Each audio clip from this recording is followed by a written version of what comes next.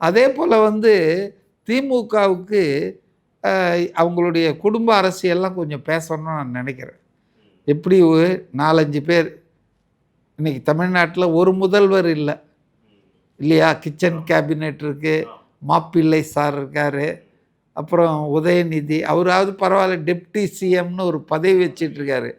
பதவியே இல்லாத மாப்பிள்ளை sir kitchen கேபினெட்லாம் இன்றைக்கி வந்து பண்ணுறாங்க.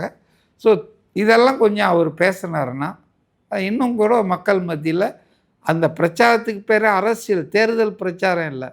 ஏன்னா தேர்தல் பிரச்சாரம் என்பது தேர்தல் அறிவிப்பு வந்து கேண்டிடேட்ஸ் எல்லாம் நேம்ஸ்லாம் டிக்ளேர் பண்ணி போகிறது தான் தேர்தல் பிரச்சாரம். அதனால தான் அவங்க இதுக்கு வந்து அரசியல் பிரச்சார பயணம் தான் சொல்கிறாங்க.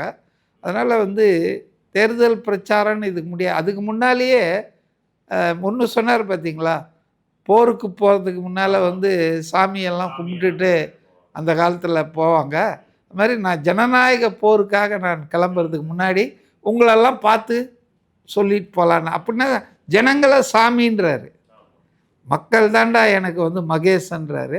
ஸோ இதெல்லாம் வந்து ஒரு நல்ல முன்னெடுப்பாக தான் எனக்கு தெரியுது. மக்கள் மத்தியில் இது பாசிட்டிவாக போய் உட்காரும். Okay sir. இன்னும் வர வாரங்களில், ஏன்னா தொடர்ந்து இனிமேல் சனிக்கிழமை எல்லாம் விஜய் அவர்கள் மக்களை வந்து சந்திக்க வந்து போகிறாரு. மீண்டும் இதே மாதிரியான அந்த காணொலியில் நம்ம அவரோட உரையை பற்றி நம்ம வந்து டிஸ்கஸ் பண்ணலாம். நன்றி சார்.